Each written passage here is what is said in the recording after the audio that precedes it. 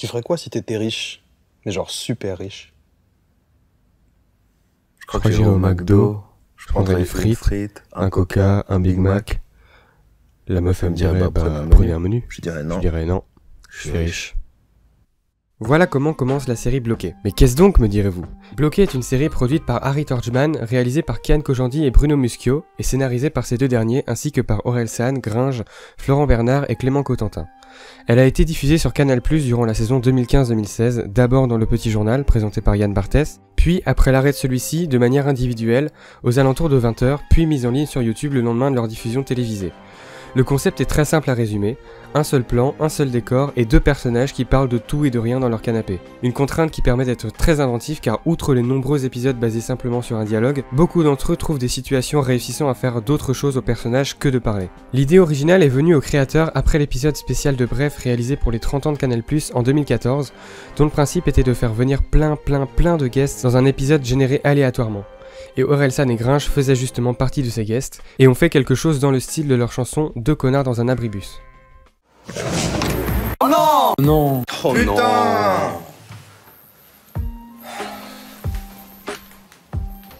Non mais c'est quoi, c'est un teckel ou un Sharpie ça? C'est un caniche, je crois. Un caniche tonnelier. Toi aussi, t'es triste à la première clope de la journée? Putain. Je sais pas si c'est parce que je fume ou parce que je suis triste de fumer, mais la première, elle est dure. Putain mais ça marche pas du tout leur truc là. La première, elle est dure. Comme ça, la 4L de ta daronne. Toi tu dis teckel toi? T'es quel 4? Teckel 4? Et il met des uppercuts celui-là? Tu sais que souvent, je me réveille en pleine nuit et je me dis que tout est faux comme ça. Qu'est-ce que tu fais? Comment j'ai faim? Putain moi j'ai mal au poignet, laisse tomber. Tu sais que je bois 5 à 6 litres d'eau pétillante par jour? C'est juste deux connards devant Canal+, deux connards devant Canal+. Mais tout ça, je l'avais même pas vu à l'époque des 30 ans de Canal+, parce que j'étais encore concentré sur Le Petit Journal qui avait fait une émission spéciale comme en 1984, et en plus je ne connaissais même pas Orelsan et Gringe. La première fois que j'ai entendu parler de Bloqué, c'était fin août 2015, dans un thread Twitter de Canal+, parlant des nouveautés de la rentrée, qui était d'ailleurs accompagné d'une bande-annonce de rentrée assez sympathique et que j'ai revu pas mal de fois pendant cette période. Je regardais Le Petit Journal à l'époque depuis avril 2014 à peu près, et je trouvais l'émission vraiment hyper cool, drôle, bien dosée, bien rythmée, et en voyant que Bloqué allait être diffusé dedans, je savais que j'allais de toute façon être amené à la voir. Et quand en plus de ça j'ai appris que la série était réalisée par Bruno Muschio aka Navo et Kian Kojandi, les créateurs de Bref, que j'avais vu à l'époque et que j'avais beaucoup aimé, Flaubert aka Florent Bernard, que je connaissais à l'époque uniquement de nom mais dont j'appréciais déjà le travail pour Golden Moustache, j'étais plutôt enthousiaste à l'idée de cette série. Cependant, il y a 3 personnes que je n'ai pas encore citées dans les auteurs, Clément Cotentin, journaliste sport à Canal+, et frère d'Orelsan, que je ne connaissais pas du tout, mais surtout les 2 protagonistes principaux, Orelsan et Gringe, dont je n'étais pas hyper fan pour une raison nulle et complètement débile.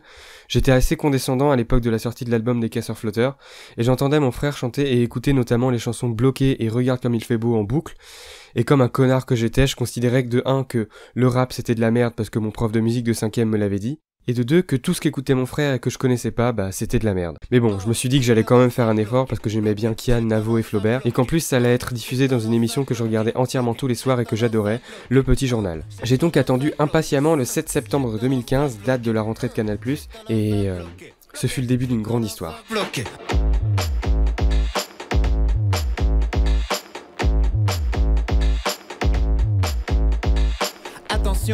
Attention, danger. Déchiré, t'as plus la notion du danger. Tu mélanges alcool fort et drogue dure. Danger. Un trait sécurité, 2 traits. Danger. Pourquoi j'ai toujours la même tête sur les photos? Depuis 20 ans, les mêmes potes sur les photos. Y'en a toujours un qui a les yeux rouges sur les photos. Tu roules comme un meurtrier radar flash. Photo. Et le 7 septembre 2015, j'ai pas pu regarder l'émission à la télé. Mais qu'à cela ne tienne, le soir même, je vais voir le replay sur l'application Canal+, qui à l'époque était nul à chier d'ailleurs. Ça prenait très longtemps pour charger une vidéo à 8 images par seconde dans une qualité médiocre.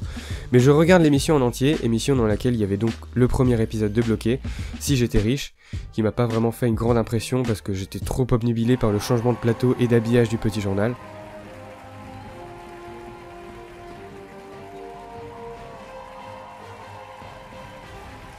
Tout ce que je sais, c'est qu'à la fin de l'émission, j'ai pensé les mots exacts à propos du Petit Journal. Je pense qu'on part sur une bonne 12e saison. J'étais loin de m'imaginer que ce serait la dernière évidemment. Enfin bref, petite référence subtile, vous avez remarqué, bref, Ken Kojandi, tout ça. Bref. À partir de là, je peux regarder quasiment toutes les émissions au moment de la diffusion télé.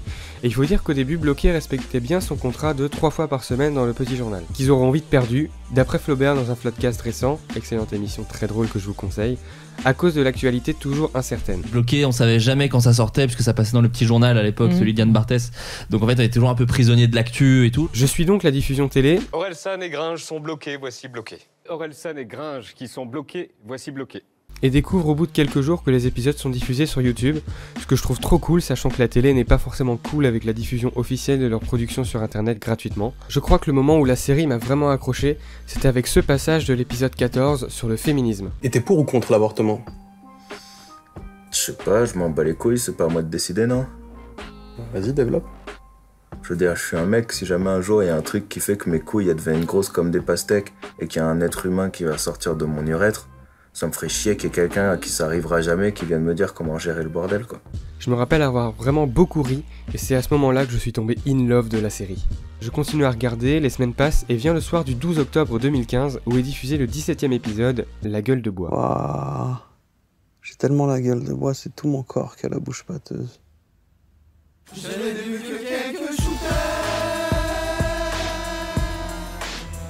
Avec le générique habituel qui change pour une autre chanson des Casseurs Flotteurs, Manger c'est tricher. Cette musique m'est restée en tête pendant la soirée, et j'ai été la réécouter ensuite pour tomber sur quelques chansons de l'album des Casseurs Flotteurs justement, et c'est donc ainsi qu'a commencé mon histoire commune avec Orelsan, Gringe et les Casseurs Flotteurs. J'ai écouté en premier l'album Orelsan et Gringe sont les Casseurs Flotteurs, que j'ai adoré, mon titre préféré c'est d'ailleurs Dans ta mère. Dans ta mère, tu passes 9 mois dans ta mère, tu passes dans ta mère. Et dans la foulée, j'ai écouté les deux albums d'Orelsan, Perdu d'avance, ainsi que Le chant des sirènes.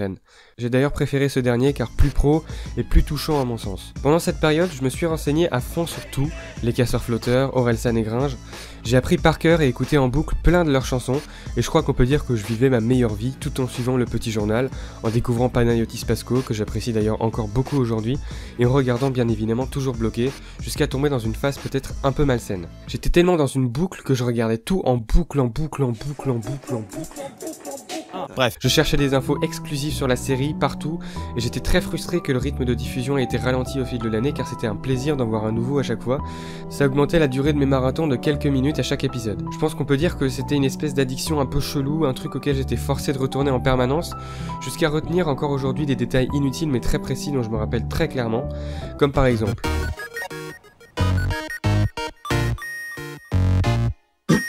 Le jour de la diffusion de l'épisode 34, La Tour de Mamie-Belle, c'était un mercredi de mi-décembre et l'invité du Petit Journal ce jour-là était Laurent Ruquier. J'avais pas pu voir le début de l'épisode car j'étais parti faire signer un papier pour le lycée, mais en revenant devant la télé et en entendant que la musique était différente, j'étais complètement excité dans ma tête et j'ai regardé attentivement en disant à mon père au moment du retour du plateau: j'aime beaucoup cette musique. Et d'ailleurs, cet épisode a été diffusé le 16 décembre à la télé, et d'habitude ils étaient mis en ligne sur YouTube le lendemain de leur diffusion, mais là ça a mis un peu de temps, et au lieu d'arriver sur YouTube le jeudi à 20h, comme ça aurait dû être le cas, il est arrivé le samedi à la place, ce qui n'a plus été le cas pour les épisodes d'après, sauf pour l'épisode Le Jour de la Marmotte. T'as vu Un jour sans fin? Non. Qui a été diffusé le 2 février à la télé et sur YouTube en même temps, parce que le 2 février c'est le jour de la marmotte, dans la vraie vie.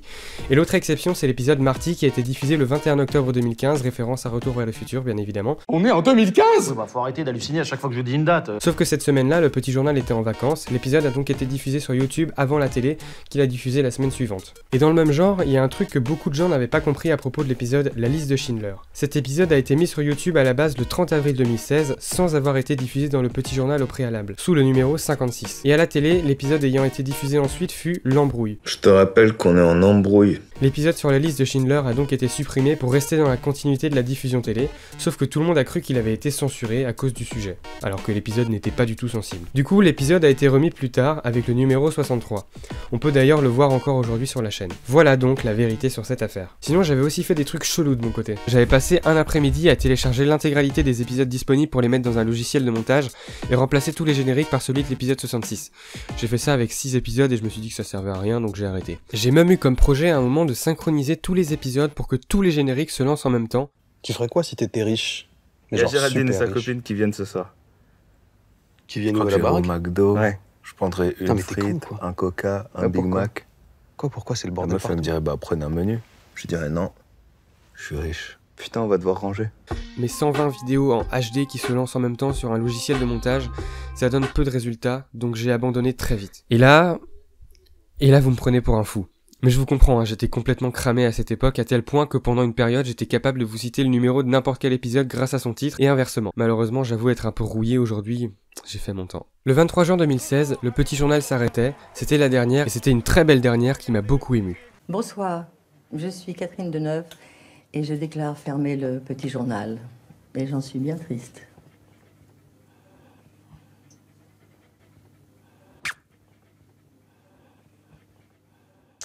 Merci d'avoir regardé le petit journal. Au revoir Canal+. Cependant, rien n'avait été annoncé concernant la diffusion de Bloqué qui en était à l'épisode 61, soit en réalité la moitié des épisodes prévus. Je prends donc mon courage à deux mains pour envoyer directement un message à Navo sur Snapchat. Oui, en 2016, il restait des gens sur Snapchat, lui demandant ce qu'il en serait pour la diffusion de Bloqué, et il m'a répondu en me disant qu'il y allait en avoir plein. Et je pensais pas aussi vite parce que dès le lendemain, c'était parti pour une fournée de 2 épisodes par jour, du lundi au vendredi. Et Bloqué, les gens s'en souviennent peut-être, mais on a foutu du coup la moitié des épisodes en un mois à base de 2 par jour. C'était liquidation des stocks à la fin. Ouais.